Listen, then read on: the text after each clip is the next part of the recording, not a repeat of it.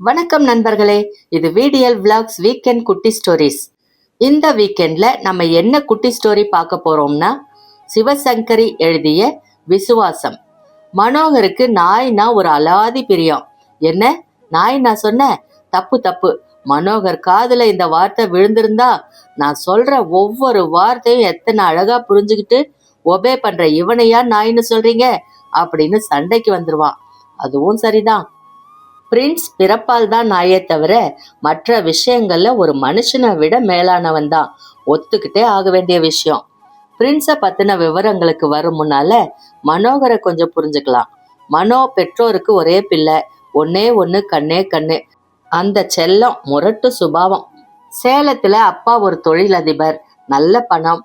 பள்ளி படிப்பை ஏற்காட்டு கான்வென்ட்டிலும் பிஏவை சென்னை லயோலாவிலும் முடித்த பின்னால இனி மேற்கொண்டு படிக்க வேணாம், அப்பாவோட தொழிற்சாலையை நிர்வகிக்க இந்த படிப்பு போதும் அப்படின்னு அவன் முடிவு பண்றதுக்கும் அப்பா திடீர்னு மண்டையை போடுறதுக்கும் சரியா இருக்க ஒரு நல்ல நாள்ல அவன் சேலம் வாசி ஆனான்.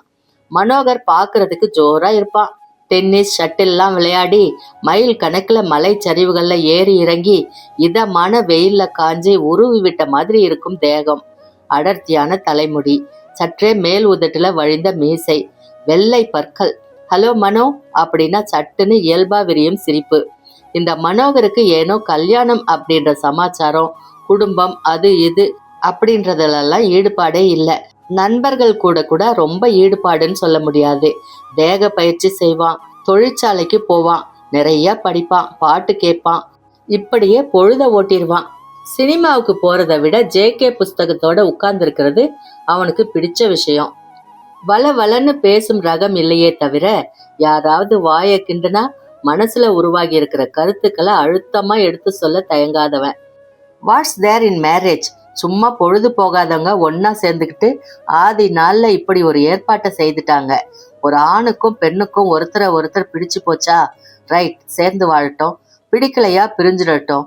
இத்தனை சிம்பிளா இருக்க வேண்டிய விஷயத்த போய் காம்ப்ளிகேட் பண்ணி குழப்பி, ஓகே நம்பிக்கை இருக்கிறவங்க கல்யாணம் பண்ணிக்கோங்க, கற்பு தப்பி போகாம குடித்தனம் பண்ணுங்க, வதன்னு வரிசையா பெத்துக்குங்க, உங்க இஷ்டம், கோ ஹெட், பட் நாட் மீ. எனக்கு இந்த கல்யாணம் குடும்பங்கிற வார்த்தைகள்லயே கட்டோட நம்பிக்கை இல்லை. I'm sorry. அப்படி ஒரே அடியா ஒண்ணுமே இல்லைன்னு சொல்லிட்டா எப்படி மனோ? அர்த்தம் இல்லைன்னு வாயால ஒதுக்கிட்டா ஆச்சா? ஒரு பெண்ணும் ஆணும் சேர்ந்து வாழறது தான் வாழ்க்கையோட குறிக்கோளா? What about children? அவங்களோட எதிர்காலத்தை நினைச்சு பாத்தியா? கல்யாணம் பண்ணிக்காம பிறந்த குழந்தைக்கு சமூகத்துல மதிப்பு ஏது? அப்பா பேர் என்னன்னு கேட்டா அது என்ன சொல்லும்? அட, பெரிய அப்பா பேரு, அது இல்லாம ஒருத்தன் வாழவே முடியாதா? குழந்தைக்கு வைக்கிற பேர் மட்டும் போதாதா, கூடவே அப்பன் பேர் எதுக்கு? இது விதண்டாவாதம் மனோ. நீ சரியா ஆர்கியூ பண்ண மாட்டேங்கிற. என் பாயிண்ட் உங்களுக்கு புரியலன்னா அதுக்கு பேர் விதண்டாவாதமா? என்னோட வியூவை நீங்க ஒத்துக்கணும்னு நான் சொல்லலையே. உங்களுக்கு பிடிச்ச தினசுல நீங்க இருங்க. I choose my own life, that's all. நண்பர்கள் கிட்ட மட்டும் இல்லாம அம்மா கிட்டையும் இதையே சொல்லி பிடிவாதமா ஒண்டி கட்டையா மனோ வாழ தொடங்கினதுல இப்போ அவனுக்கு வயசு 36. இப்படி பந்த பாசம், குடும்பம், குழந்தைங்கன்னு எதுவும் வேணாம்னு என்ன பிடிவாதம் மனோ? அத்தனையும் உதறிட்டு வாழற வயசா இது? சொல்றத கேளுப்பா. வேணாம்னு தான் தோணும், ஆனா மனசுக்கு பிடிச்ச ஒருத்திய கட்டிக்கிட்டா எல்லாம் சரியாயிரும். நம்ம வம்சம் வளர வேணாமா மனோ? இத்தனை சொத்துக்களையும் உனக்கு அப்புறம் கட்டி ஆள குழந்தைங்க வேணாமா? சொல்றத கேளுப்பா. ஜாதி குலம் எதுவும் பார்க்க தேவையில்லை. உனக்கு பிடிச்சா எனக்கும் சரி. அம்மா கெஞ்சி பார்த்துட்டாங்க, அழுது பிடிவாதம் பிடிச்சும் பார்த்துட்டாங்க. கொஞ்சம் கூட பலன் இல்லை. எதுக்கும் வாயை திறந்தவன் இல்லை மனோ. மிஞ்சி போனா எனக்கு இதுல எல்லாம் நாட்டமே இல்லம்மா, மன்னிச்சிடுங்க. இந்த சொத்துக்களை அனுபவிக்க குழந்தைங்க வேணும்னு உங்களுக்கு தோணுச்சுன்னா 2 அனாதை பசங்களை தத்து எடுத்துக்கோங்க. நான் உங்களை தடுக்கல அப்படின்னு கொஞ்சம் விளையாட்டா இப்படி யார் மேலையும் எது மேலையும் பிடிப்பு இல்லாம விட்டேத்தியா வாழ்ற மனோகர் பிரின்ஸ் மேல தன் உயிரையே வச்சு வாழ்றது ஒரு அதிசயமான விஷயம் தானே. பிரின்ஸ், அவனுடைய பிரின்ஸ், 8 வருஷங்களாய் ஒரு கணம் கூட அவனை விட்டு பிரியாம நிழல் போல பின்னாலேயே இருக்கிற பிரின்ஸ். ஊட்டிக்கு 8 வருஷங்களுக்கு முன்னால ஃப்ளவர் ஷோ பார்க்க போனப்போ ஒரு நண்பர் அவனுக்கு அன்பளிப்பா கொடுத்த அல்சேஷன் குட்டி தான் பிரின்ஸ். பிரின்ஸ் சரியான பெடிகிரி அல்சேஷன். இன்னதுன்னு விவரிக்க தெரியாத ஒரு பிடிப்பு அந்த 45 நாள் குட்டி மேல விழுந்து விட பிரின்ஸை வளர்க்கறதுல மனோகர் தன்னை அறியாமலேயே அதிக கவனம் செலுத்தினான். நிறைய புஸ்தகங்களை படிச்சான். விவரம் தெரிஞ்சவங்களை சந்திச்சு சந்தேகங்களை நிவர்த்தி பண்ணிக்கிட்டான். ஒரு நாளைக்கு பல மணி நேரங்களை நாய்க்குட்டியோட செலவழிச்சு அதுக்கு கிட்ட நின்று உணவு கொடுத்து பயிற்சி அளித்து பாடுபட்டான். கை மேல் பலன். 6 மாசம் பூர்த்தி ஆகுறதுக்குள்ள பிரின்ஸ் சிட் அப்படின்னா உட்கார்ந்தான், ரன் அப்படின்னா ஓடினான், டாக் அப்படின்னா லொல் லொல் அப்படின்னு குறைச்சான், ஷேக் ஹேண்ட்ஸ் பண்ணான். 8வது மாசம் ஒளிச்சு வைக்கப்பட்ட கர்ச்சிஃபு குச்சிகளை தேடி எடுத்துட்டு வந்தான். 10வது மாசம் கெட் மை கார் கீஸ் அப்படின்னா கார் சாவிகளை அதன் இடத்துல இருந்து கொண்டு வந்தான். வாசல்ல கிடக்கிற பேப்பரை கவ்வி கொண்டு கொடுத்தான். சங்கிலியில இணைக்கப்படாமலேயே எஜமானரோட காலோட ஒட்டி நடந்து கடை தெருவுக்கு கூட போயிட்டு வந்தான். மனோ தூங்கும் நாழிகையில பெட்ரூம்ல அவன் பெட்டுக்கு அடியில படுத்துப்பான். குளிச்சா பாத்ரூம் வாசல்ல காவலுக்கு நின்னான். வேலையா வெளியில போறப்போ கார்ல தானும் சவாரி செஞ்சு திரும்பி வந்தான். பிரின்ஸ் நல்ல உயரம். நின்னா தலை சாப்பாட்டு டேபிள் விளிம்புல தாராளமா உட்காரும். அதுக்கேத்த அளவுக்கு பருமன். நல்லா பிரஷ் செய்யப்பட்டு மின்னும் கருப்பு முடி. வலிய போய் கடிக்கிற நாய் பிரின்ஸ் இல்லை அப்படின்னாலும் தன்னோட உருவம் துடிப்பான கவனிப்பால யாரையும் அவன் கொஞ்சம் மிரளத்தான் வச்சான். அதுவும் மனோகர் கிட்டத்துல நின்னு குனிந்து யாரும் ரகசியம் பேசக்கூடாது, சபாஷ்டா அப்படின்னு உற்சாகத்துல நண்பர்கள் சில சமயம் தோளில் ஒரு தட்டு தட்டி விட எஜமானரை என்னமோ செய்யறாங்க அப்படின்ற தவிப்புல பிரின்ஸ் அவங்க மேல அப்படின்னு உருமலுடன் பாஞ்சு கடைசி நிமிஷத்துல நோ பிரின்ஸ் அப்படின்னு மனோவால அடக்கப்பட்ட நாட்கள் ஏராளம். ராத்திரி மனோகர் தூங்கும்போது அந்த ரூம்குள்ள நுழையிறதுக்கு யாருக்குனாலும் பயம்தான். ராத்திரி ரொம்ப தலை வலிச்சுது மனோ, மாத்திரை கேட்கலான்னு வந்தேன். கதவை திறந்தா இது உருன்னு உரிமிக்கிட்டு நிக்குது. உன்னை நான் ஏதாச்சும் பண்ணிடுவேன்னு பயம் போல இருக்கு.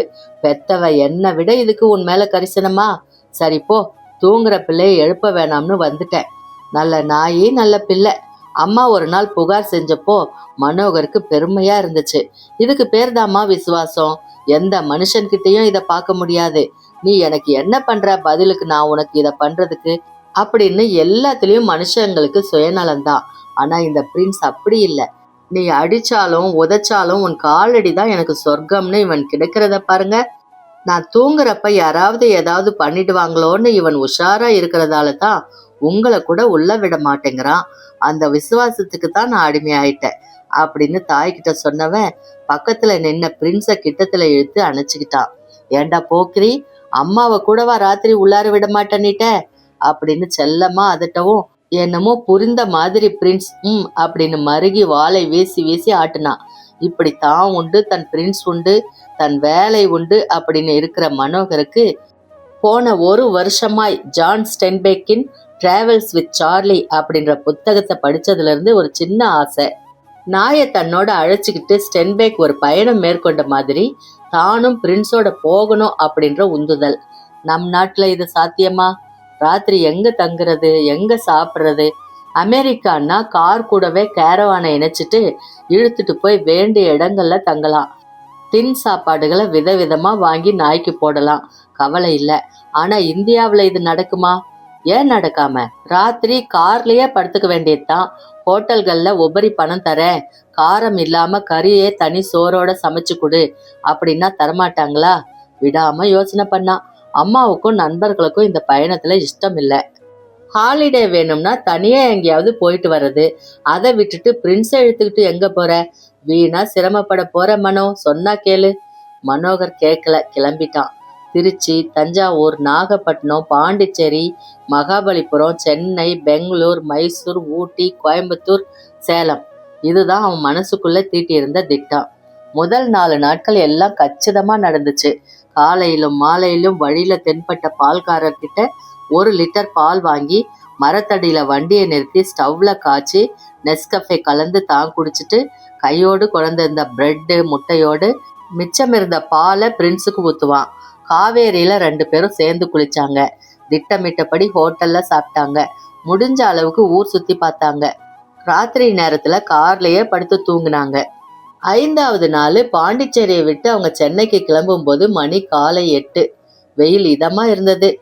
லொடலொடன்னு பேசி நிம்மதியை கெடுக்கிற மனுஷங்க கிட்ட இருந்து தப்பிச்சு 4 நாட்களை வித்தியாசமா கழித்து விட்ட சந்தோஷத்துல விசில் பண்ணிக்கிட்டே வண்டியை ஓட்டும் மனோ பின் சீட்ல உட்கார்ந்து கண்ணாடிக்கு வெளியே 1.5 முழத்துக்கு தலையை நீட்டிக்கிட்டு இருந்த பிரின்ஸ் திண்டிவனத்தை தாண்டினதும் நெடுஞ்சாலை வா வான்னு ஆசையை தூண்டிவிட ஆக்சிலேட்டரை மனோ உற்சாகத்தோட அழுத்தினான். 80, 90. என்னடா பிரின்ஸ், வேகம் போதுமா இல்ல இன்னும் வேணுமா? தலைய உள்பக்கம் திருப்பி எஜமானரோட கழுத்தை நக்கி அப்படின்னு கொஞ்சின பிரின்ஸ் மீண்டும் ஜன்னலுக்கு வெளியே தலையை நீட்டிக்கிட்ட நிமிஷத்துலதான் அந்த விபத்து நடந்தது. வேகத்தை குறைக்காமலேயே அந்த வளைவுல காரை திருப்ப நினைச்சது மடத்தனம் அப்படின்றத கடைசி செகண்ட்ல உணர்ந்து பிரேக் போட்டதுல நிலைமை மெஞ்சி போச்சு. வளைவை சரியா கடக்க முடியாம அவஸ்தைப்பட்ட வண்டி சாலையில இருந்து வழுக்கி மண்ணில் இறங்கி மேடுகள்ல அடிபட்டு தாண்டி குதித்து 20 அடி தள்ளி இருந்த புளிய மரத்துல பெருத்த சத்தத்தோடு மோத பேனட் வாய ஆணு திறந்ததும் ஸ்டியரிங் வீல் உள்பக்கம் நீண்டு வந்து மனோகர ஆணி வச்சு அரைஞ்ச தினசுல மார்பிள பதிந்தது. கண்ணாடி உடைந்து கழுத்துல ஆழமாய் கீறிவிட அதிர்ச்சியில் இந்த பக்கமாய் உருட்டி விடப்பட்ட பிரின்ஸ் 2 நிமிஷங்களை சமாளிச்சுக்கிட்டு எழுந்து நின்னான். என்னாச்சு? எஜமானர் ஏன் இப்படி கிடக்குறாரு? பிரின்ஸ் முன் சீட்டுல தாவி குதிச்சான். அப்படின்னு குரல் கொடுத்துக்கிட்டே மனோகரோட முகத்தை நக்குனான். முன்காலால அவன் இடுப்புல பிராண்டினான். தூங்குறாரா? ஒரு சில சமயங்களை குடிச்சிட்டு என்ன எழுப்பினாலும் எழுந்திருக்க முடியாதபடி தூங்குவாரே, அப்படி தூங்குறாரோ? இருக்கும், அப்படித்தான் இருக்கும். இல்லாட்டா நான் இத்தனை குரல் கொடுத்தும் எழுந்திருக்காம இருப்பாரா? மாட்டார். தூங்கட்டும், நல்லா தூங்கட்டும். நான் காவல் இருக்கும்போது இவருக்கு என்ன கவலை? கார் ஒண்ணு ஆக்சிடென்ட் ஆனதை பார்த்துக்கிட்டே பின்னால வந்த லாரிக்காரங்க வண்டிகளை நிறுத்திட்டு ஓடி வந்தாங்க. அடடே, செம அடிப்பா, ஆளு போயிட்டாரோ என்னமோ, ஓடி வாங்க, கதவை திறந்து ஆளை வெளியே எடுக்க பார்க்கலாம். கிட்டத்துல வந்து காரை நெருங்கினவங்க அதிர்ந்தாங்க, பின்வாங்கினாங்க. உர் உர், எவன்டா அது கிட்ட வர்றது? எங்க மனோ தூங்குறாரு, எழுப்பினீங்கன்னா நான் சும்மா இருக்க மாட்டேன். லொல் லொல், என்னப்பா நான் இந்த உருமுது? மனுஷனுக்கு உசிர் இருக்கா இல்லையான்னு பார்த்து உதவி பண்ண கூட கிட்ட விட மாட்டேங்குது. கடிச்சா 1 பவுண்டு சதை போயிடும்பா. ஐயோ, நான் புள்ள குட்டிக்கார, எனக்கு எதுக்கு வம்பு? இந்தா பாமி, ஜிம்மி, பிஸ்கெட், இந்தா பிஸ்கெட். சு சு. எந்த கொஞ்சல் கெஞ்சலையும் காதுல வாங்காம எஜமானர்கிட்ட யாரையும் நெருங்க விடாதபடி பிரின்ஸ் கவனமா இருக்க மயக்கத்திலிருந்து கொஞ்சம் மீண்ட மனோகர் கண்களை திறந்தான். மூச்சு விட முடியாதபடி தான் அமுங்கி கிடக்கிறதையும் கழுத்து வெட்டுப்பட்டு ரத்தத்தோட பிரின்ஸ் பக்கத்துல நின்று உருமுறதையும் கொஞ்சம் தள்ளி நின்னு சிலர் கிட்டத்துல வர முடியாம தவிக்கிறதையும் அவனால பார்க்க முடிஞ்சது. வலி வலி வலி. ஹேய் பிரின்ஸ், கொஞ்சம் சும்மா இருடா, இவங்க நமக்கு உதவி பண்ண போறாங்கடா, பிளீஸ்டா பிரின்ஸ். மனசுல உருவான எந்த வார்த்தையும் வாயில வரல. பிரின்ஸ். முனகலா எஜமானரோட குரல் வந்ததும் பிரின்ஸோட சந்தோஷத்துக்கு அளவே இல்லை. மனோகர் முகத்தை நக்கிட்டு, நான் இருக்கிறேன் காவல் காக்க, கவலைப்படாதீங்க அப்படின்னு சொல்ற தினசுல அப்படின்னு கத்துனான். மனோகருக்கு மூச்சு விடுறது கூட கஷ்டமா இருந்துச்சு. நாக்கு வறண்டு போய் உள்ளுக்குள் இழுத்தது. கண்கள் கருமை படர்ந்தது. கொஞ்சம் தெம்பு வந்தா கூட நோ ஸ்டே பிரின்ஸ் அப்படின்னு சொல்லி இவனை அடக்கிட்டு உதவி செய்ய வந்திருக்கிறவங்கள வரவிடலாம். எங்கே, நாக்கு இழுக்கிற இழுப்புல ஒரு வார்த்தை பேச முடியலையே, தொண்டையில கட்டை வச்ச மாதிரி இருக்கே. நான் என்ன செய்வேன், வலிக்குதே, இனி தாக்கு பிடிக்க முடியாது, சாவது நிச்சயம் அப்படின்னு தோண மனோகர் கண்களை மூடிக்கிட்டான். மெல்ல மெல்ல ஒரு கருப்பான கிணத்துக்குள்ள விழுந்துகிட்டு இருந்தவனுக்கு இப்படி சாவறதுக்கு கை கெட்டின தூரத்துல உதவி பிரயோஜனப்படாம இறப்பதற்கு பிரின்ஸ் மேல தான் வச்ச அன்பு, அவன் தன் மீது கொண்டுள்ள விசுவாசமுமே காரணம் அப்படின்ற நினைப்பு திடீர்னு தோணுச்சு. உதடுகள் மிக சிறியதா புன்னகையில விரிஞ்சது. ரொம்ப பாசத்தோட அப்படின்னு பிரின்ஸ் முனகிறத மங்களா உணர்ந்துகிட்டே அந்த புன்னகை மாறாமலேயே மனோகர் நினைவை இழக்க தொடங்கிட்டான். மற்றும் நாய் நன்றியுள்ளது அப்படின்றது எல்லாருக்குமே தெரியும். அது என்னன்னா, நமக்கு அவங்க மேல இருக்கிற அன்பை விட அவங்களுக்கு நம்ம மேல இருக்கிற அன்பு அதிகம். அதனாலதான் loyalty your name is dog அப்படின்னு சொல்லியிருக்காங்க. உங்களோட சப்போர்ட்டுக்கு நன்றி. தொடர்ந்து சப்போர்ட் பண்ணுங்க. மீண்டும் ஒரு நல்ல கதையோட அடுத்த வீக்கெண்ட் சந்திக்கிறேன். அது வரைக்கும் உங்களிடமிருந்து நன்றி கூறி விடை பெறுவது VDL Vlogs. நன்றி, வணக்கம்.